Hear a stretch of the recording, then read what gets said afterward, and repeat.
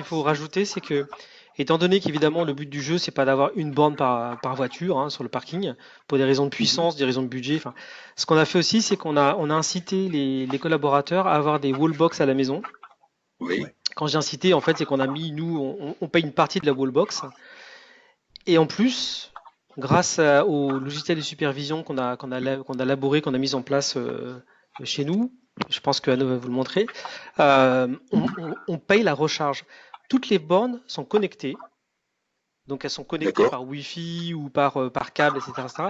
Elles peuvent être connectées à une application et cette application va permettre aux gens, quand ils le veulent, une fois par mois ou deux fois par mois, de prendre leur consommation et de se faire rembourser en 2 clics directement. Après, ils sont virés sur leur salaire. Ils ont l'équivalent de. Alors, on a donné un tarif précis au kilowatt et ils sont remboursés de ce tarif. C'est considéré comme un avantage en nature, là, Alors, pour. En réalité, je pense pas trop parce que depuis certain temps, c'est permis qu'on peut donner l'électricité gratuite à ses collaborateurs. Soit on paye l'électricité chez nous, au bureau, Mhm. mais nous, on préfère que les gens commencent à plus se charger à la maison. C'est pour ça on s'est dit il vaut mieux leur payer l'électricité à la maison. Ça revient au même du point de vue Oui, bien financier. sûr. Ah ouais. Oui, c'est un plus qu'apporte ce logiciel pour le coup. Oui, oui, tout à complètement, fait. ouais. Ah Et, ouais. et- et par. Et Pardon. indirectement, avec cette astuce, on a quand même réussi à élargir notre infrastructure de recharge dans les garages de nos collaborateurs. Par rapport à l'avantage en nature, en fait, il y a la loi de mobilité de fin 2019 pour 2020, en fait, qui a dit Oui. deux choses au niveau des entreprises. La première chose, c'est il n'y a plus d'avantage en nature sur la recharge offerte aux salariés. Mhm. Alors qu'avant, en fait, on avait jusqu'à un taux de 200 euros par an autorisé sans avantage en nature. Personne ne pouvait contrôler quasiment, hein. Même si nous, avec nos logiciels, on aurait pu le faire. En fait, que l'URSSAF, ils sont venus nous voir une fois et ils ont bien compris que c'était quasiment impossible. Et en fait, c'est pour ça aussi que quelques mois plus tard, pour cette raison-là, et également pour des raisons environnementales, ils ont décidé d'arrêter. Donc on peut offrir la charge comme on veut, il n'y a aucun avantage en nature. Et deuxième chose dans cette web mobilité pour les entreprises, c'est que l'avantage en nature sur le véhicule en lui-même, pour les véhicules électriques, il est divisé par deux, ce qui est énorme. Oui, d'accord. Oui, oui. Du coup, nous, on a des Ouais, avantages en nature parfois qui sont environ de 180 euros, qui étaient de 180, 190 euros, bah, Mhm. donc on a gagné 90 euros par voiture pour ces voitures-là, Ouais. d'avantages en nature par mois, ce qui est Mhm. énorme. Ouais, Donc oui, voilà. Et c'est extrêmement important que les entreprises, et nous, là, on a déjà fait une journée l'année dernière en collaboration avec notre loueur, et on avait fait une Mhm. journée complète. On avait accueilli des clients de notre loueur pour montrer à d'autres entreprises tous les avantages fiscaux, tous les avantages également à l'utilisation des véhicules électriques, pour leur montrer que économiquement c'était viable et même parfois moins cher suivant les modèles.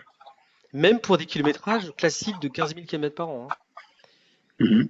Et donc ça, on avait montré un peu que l'amortissement fiscal de la batterie, il n'y a pas de TVS, de taxe véhicule société, sachant que Oui. sur une Audi A4 équivalente à une Model 3, c'est à peu près 1700 euros par an que vous enlevez. Mhm.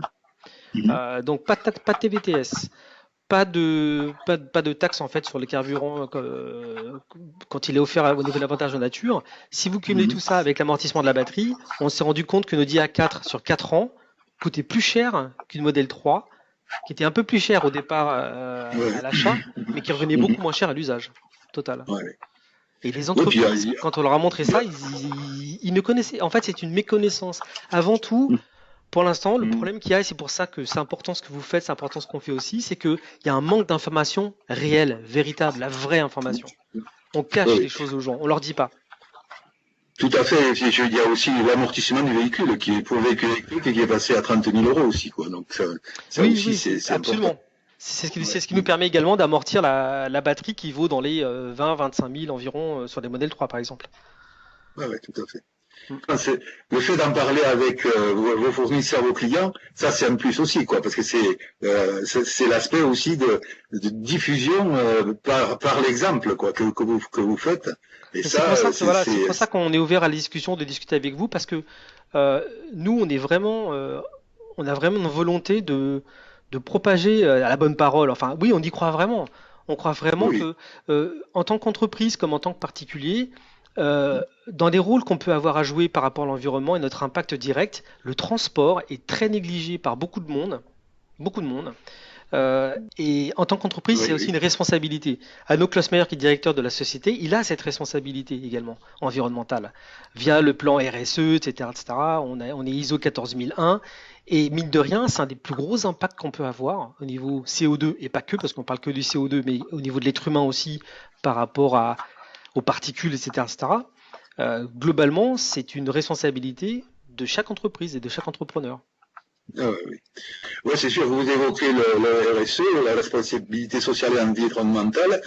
Effectivement, je crois que là, c'est remarquable ce que vous faites et que ça mérite d'être diffusé pour expliquer aux gens que voilà, il y a quand même un gros chantier devant nous pour justement avancer vers les objectifs de la COP 21. Hein. Oui, tout à fait. Après, Parce nous, on que, est là justement aussi pour montrer aux autres entreprises les erreurs à ne pas faire, parce qu'on a commis des erreurs, parce qu'on était vraiment dans les premiers à le faire. Donc, on a commis ouais. pas mal pas de grosses erreurs, mais de petites erreurs qui nous ont coûté de l'argent et du temps. Et Mhm. c'est aussi par cette expérience-là qu'on veut diffuser. Voilà, on veut leur montrer ce que nous, on pense le mieux, la façon de Oui. faire. Par rapport à Mhm. l'installation aussi des bornes, les bornes à choisir, penser à avoir des bornes qui soient connectées, c'est super important. Parce que ne Mhm. pas savoir ce qui se passe sur une borne, en fait, finalement, c'est une erreur à la fin. Enfin, plein de choses comme ça, quoi. D'accord. Mm. Ah ouais, super. Ouais. Et, Ici, vous voyez un peu les quatre axes sur lesquels nous, on a joué. On oui. a joué évidemment sur la responsabilité écologique. Mhm. Ici, vous voyez par exemple les chiffres, qu'est-ce que ça veut dire du point de vue émission des gaz à effet de serre. Et clairement, en France, le transport est le culpable numéro un. Il faut être clair. Il n'y a pas, il n'y a pas de débat. Ça sont les statistiques officielles de l'INSEE. Là, c'est pas moi qui les a produits. Clairement, le transport est le numéro un.